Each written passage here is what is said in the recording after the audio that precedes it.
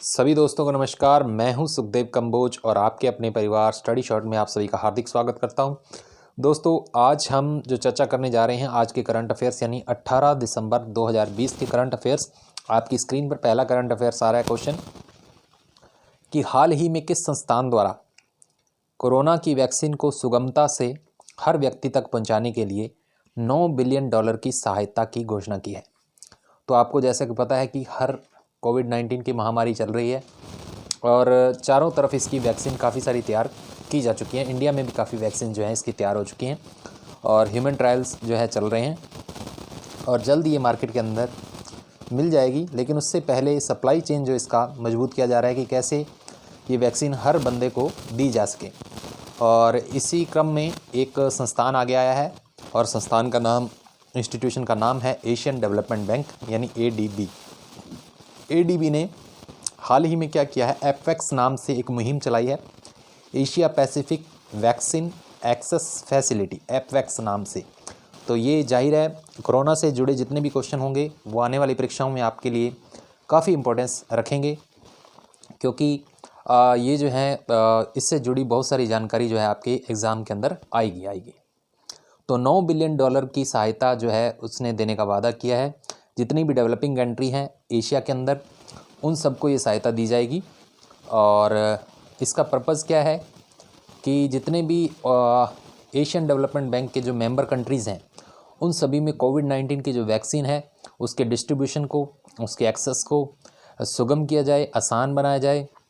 इसके साथ WHO का भी इसमें वो रहेगा, क्या नाम, योगदान रहेगा। लेकिन एशियन डेवलपमेंट बैंक अपनी तरफ से जो है ये सब कर रहा है। तो दोस्तों, एशिया विकास बैंक जो है $9 बिलियन की सहायता इस मुद्दे पर दे रहा है। अब बढ़ते हैं अगले क्वेश्चन की तरफ। अगला क्वेश्चन बहुत ही आसान है, लेकिन ये अक्सर पेपर के अंदर 101% ये पूछा जाता है कि जो फिल्म महोत्सव होते हैं इसका क्वेश्चन ज़रूर बनता है। खास करके जो लोग SSC या बैंकिंग के जो एग्ज़ाम देते हैं तो उसमें फिल्म महोत्सव का क्वेश्चन ज़रूर पूछा जाता है कि अब कौन सा फिल्म महोत्सव चल रहा है या कहाँ आयोजित किया जाएगा। तो इसी से जुड़ा हुआ जो क्वेश्चन है आपका कि 51वां अंतर्राष्ट्रीय फिल्म महोत्सव कहाँ आयोजित किया जाएगा। तो दोस्तों, मैं आपकी जानकारी के लिए बता दूं कि 51वां फिल्म महोत्सव जो है एक हाइब्रिड टाइप का होगा, जिसमें कुछ एक चीज़ें जो होंगी ऑनलाइन यानी वर्चुअल की जाएंगी, क्योंकि कोविड-19 के कारण जो है काफ़ी सारे प्रोग्राम जो हैं, ऑलमोस्ट हर प्रोग्राम को वर्चुअली किया जा रहा है इंडिया के अंदर। तो ये हाइब्रिड टाइप का होगा पहली बार। तो ये भी क्वेश्चन पूछा जा सकता है आने वाले दिनों में कि हाइब्रिड टाइप का जो है पहला जो अंतर्राष्ट्रीय फिल्म महोत्सव कहाँ आयोजित किया जा रहा है या कहाँ आयोजित हुआ।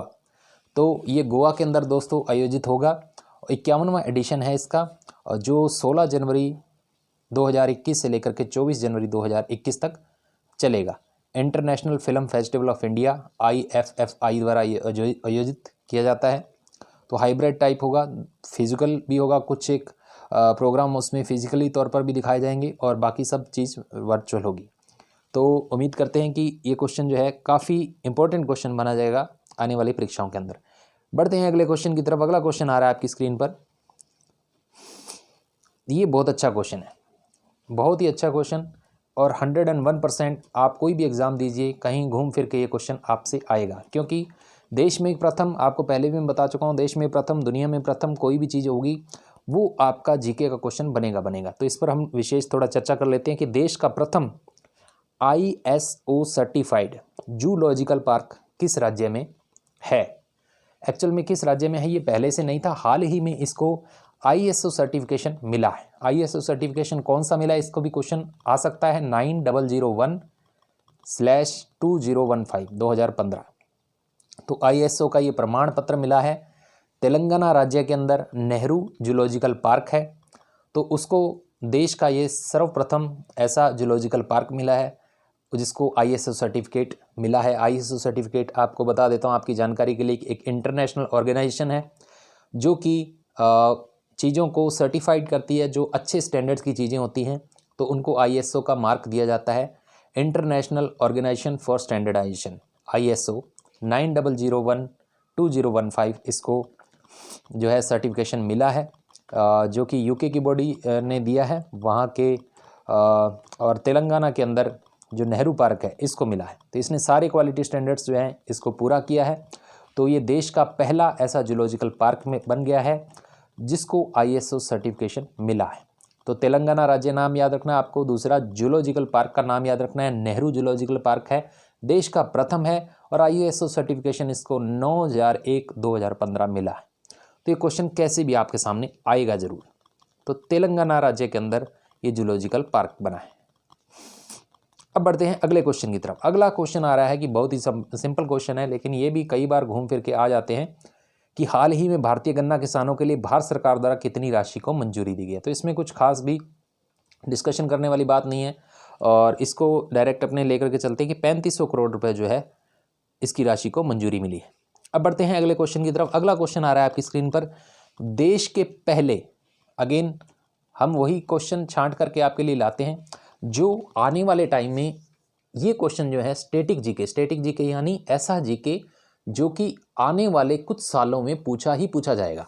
हम उस तरीके के क्वेश्चन जो है आपके लिए छांट करके लाते हैं ताकि जो चीज़ें डेली चेंज हो रही हैं उसका संभावित क्वेश्चन नहीं बनता, ऐसी चीज़ों पर ही क्वेश्चन बनता है।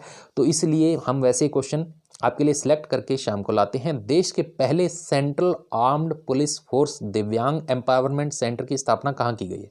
तो दोस्तों देश में पहली बार ये ऐसा हुआ है, तो इसलिए अपने आप में इम्पोर्टेंट क्वेश्चन है कि नेशनल सेंटर फॉर दिव्यांग एम्पावरमेंट NCDE, तो NCDE का पूरा नाम भी पूछा जा सकता है आपसे, नेशनल सेंटर फॉर दिव्यांग एम्पावरमेंट। ये CRPF central reserve police force जो है हमारी, उसका जो ग्रुप सेंटर है हैदराबाद के अंदर, वहाँ पर ये सेंटर बनाया जा रहा है। इस सेंटर का उद्देश्य क्या है कि जो भी जो हमारे वॉरियर्स हैं, जो हमारी फोर्स हैं, specially central armed police forces जो हैं, जो केंद्रीय पुलिस फोर्स है जो हमारी, उसके अंदर जो जवान घायल हो जाते हैं किसी भी ऑपरेशन के दौरान, जो जवान घायल हो जाते हैं, जो हमारे वॉरियर्स हैं, योद्धा हैं, उनको रखा जाएगा और उनको क्या दी जाएगी, स्किल डेवलपमेंट उनका किया जाएगा और उनको स्किल बांटी जाएगी, आर्टिफिशियल इंटेलिजेंस की, साइबर सिक्योरिटी का काम सिखाया जाएगा, वॉरफेयर, डेटा एनालिटिक्स का, इन सब की ट्रेनिंग वहाँ पे दी जाएगी। यानी उन योद्धाओं को, उन व्यक्तियों को जो उसमें किसी ऑपरेशन के दौरान अपना कोई अंग खो देते हैं, दिव्यांग बन जाते हैं, तो उनको ये ट्रेनिंग दी जाएगी। ऐसा सेंटर बनाया जा रहा है, नेशनल सेंटर फॉर दिव्यांग एम्पावरमेंट इसका नाम है और ये देश का पहला ऐसा सेंटर होगा जो कि हैदराबाद के अंदर स्थापित किया जा रहा है। तो अपने आप में ये काफ़ी, इसके हमारे जो होम अफेयर्स के हैं यानी गृह राज्य मंत्री हैं जी किशन रेड्डी ने इसका इनॉग्रेशन किया है और अपने आप में ये पहला है। हकीमपेंट नाम से जो जगह है वहाँ पे हैदराबाद के अंदर, तो वहाँ पे ये इसका काम जो है शुरू कर दिया गया।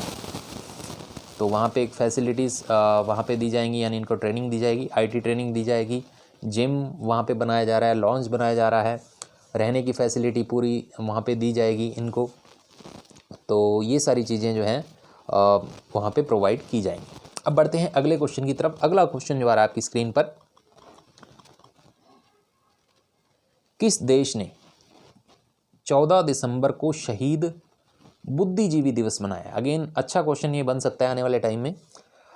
एक्चुअल में पहले बात कर लेते हैं कि ये शहीद बुद्धिजीवी दिवस है क्या। 1971 में क्या हुआ था कि इस दिन कुछ शिक्षक, पत्रकार और कवि जो मारे गए थे उनको याद करने के लिए बांग्लादेश में हर साल क्या होता है, 14 दिसंबर को शहीद बुद्धिजीवी दिवस मनाया जाता है। 1971 में जो शुरू हुआ था बांग्लादेश स्वतंत्रता संग्राम, आपको पता है कि इंडिया पाक की जो लड़ाई हुई थी, बांग्लादेश को आज़ाद कराया था। उस समय कुछ शिक्षक, जो कुछ पत्रकार और कुछ कवियों की क्या हो गई थी, हत्या हो गई थी।